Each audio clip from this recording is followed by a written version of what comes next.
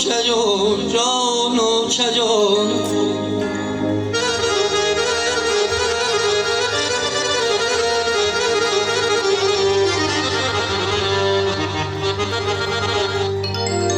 سینه ای پر مهری مادر تا ابد آسوده نیست.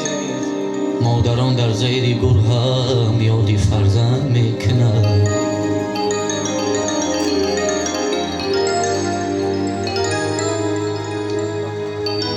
مستی از کوچه ای ما میگذرد، پستی از کلبه ای ما میگذرد.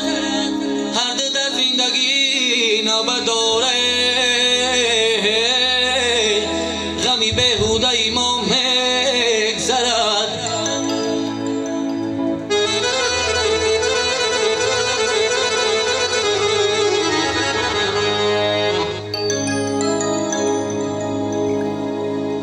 سگی را خونی دل دادم که با من آشنا گردد.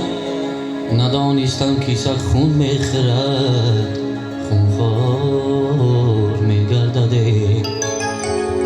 عذاب دوست مرادا که دشمن میشود حیران. دیگر از برف چی نالیم که ما را میکشد باران.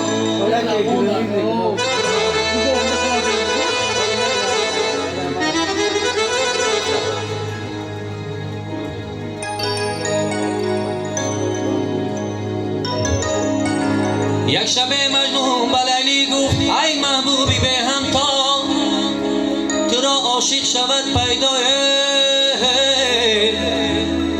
ولی مجنون نخواهد بود، ولی مجنون نخواهد بوده.